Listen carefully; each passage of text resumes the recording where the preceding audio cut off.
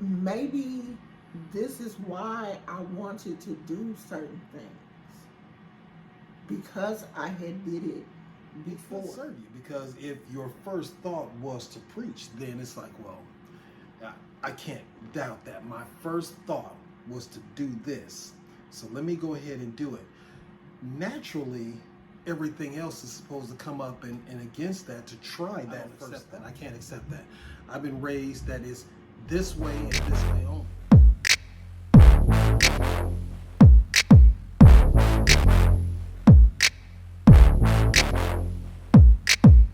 What I need is somebody who's strong for me. I need something like a hero, yeah, something like a hero, yeah. It's me back with another video. Peace. Okay, so this is part 2. Part 1 will be uploaded.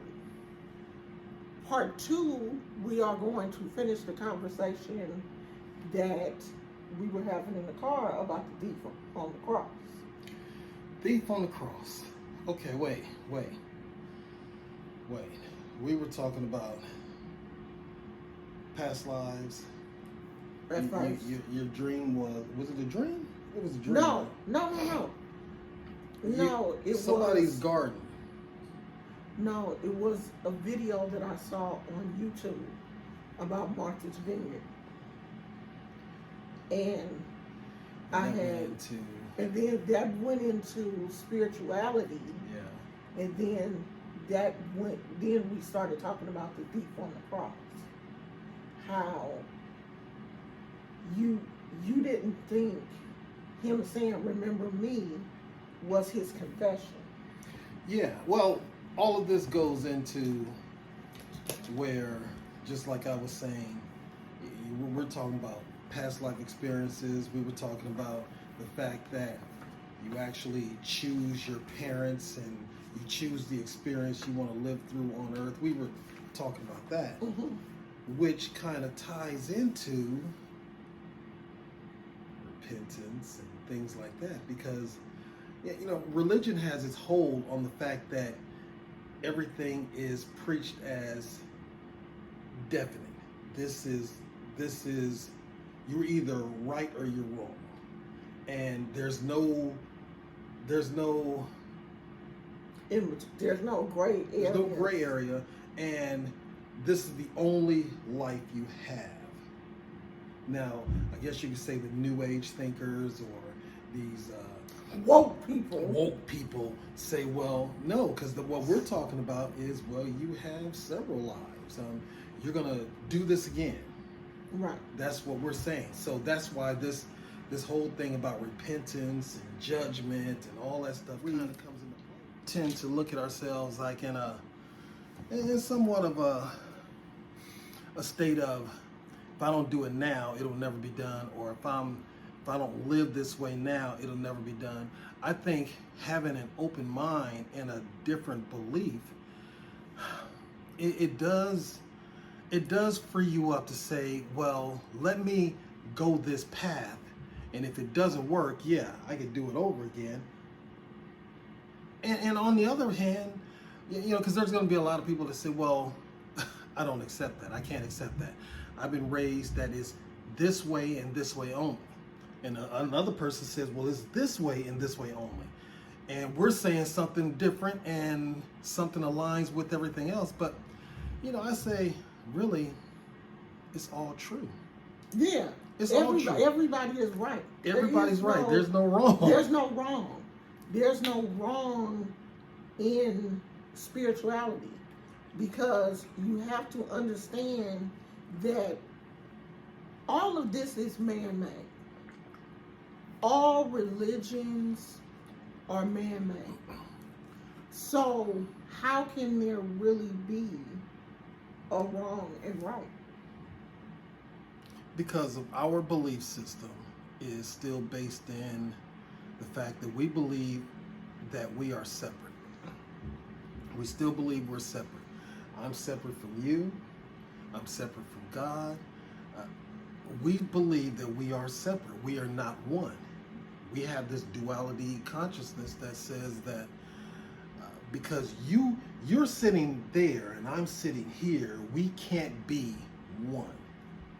We can think that and say, oh yeah, well, one mind, one heart, one baptism, and all that. It sounds good, but we don't really accept that. That's why we don't act on love. Well, yeah, that's why we are so able to harm each other and it's hurt easy. each other, Yeah. because we don't believe that we're one. We don't believe that all of us humans are connected on a spiritual level. If we really believe that, we wouldn't be able to hurt each other. Yeah, much less as and you. when I don't mean hurt each other with words. I mean like hurt each other with guns and stuff. We And wouldn't be everything. able to kill each And other everything. if we really believe that. But we do hurt ourselves too. Yeah, I mean, alcohol, drugs, food. food. We do. We hurt ourselves. But the thing with that, for the most part, is we do it slowly. Yeah. It's a gradual burn. Yeah. When we hurt somebody else, it's Quick. instantaneous. It's Quick, fast, quick, never. fast. I mean, we get it over with quickly. Yeah. But if we had that belief that we are all connected spiritually, our mind, body, and soul is connected. If we believe that, we wouldn't be able to hurt our sister or brother, because we would look at each other like sisters and brothers. Like in the Orisha, when you get initiated into a house, these are not just people that you are initiated with. You become their brother and sister in the religion. And you are to call them your brother and sister. That's not, oh, that's my friend Lucy. No, Lucy is now your sister. And you are to treat Lucy like your sister. You are to call Lucy your sister. You are to call the person that initiates you your mother, your madrina. She becomes your mother. Other people in the house become your relatives, because we are connected mind, body, and spiritually after your initiation. And that's how it's supposed to be designed. But we strayed away from that. It's a hard thing to do. Yeah. That's To call a that stranger. transition, that instant transition for us. There's a road there that, well, we got to build some trust. Right. I got to establish some sort of relationship where I With know who you. you are. Yeah. I don't know what your sleep patterns. I don't even know your favorite cereal. I don't know what soda. What is that, man? But But you do establish that before your initiation, though. They bring you in, you have dinner with them, you come to other celebrations with them, you're getting to know these people, and then you become initiated. And so when you do become initiated, you have already got that feeling of family with the people. It's not just an automatic thing. well, that's good in the environment. But what happens when the person who knocks over your tray at the restaurant and look at you funny like, I ain't picking that up, and walks off? Some random person? Some random person. Oh yeah, I don't know you. Where does Right. where does that connection? Right. Where do you say, okay, all right, that person that just did that, the person that just cut me off, that person that you really don't like. But see, that's where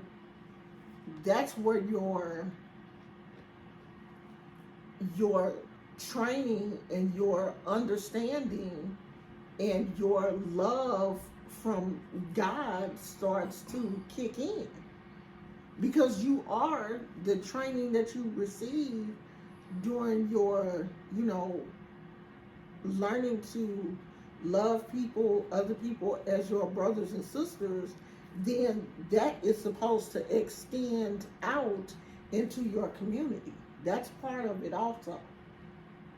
You learn it in-house, like, just like your parents train you in-house to be a good person, so that when you go out in the community, you're a good person.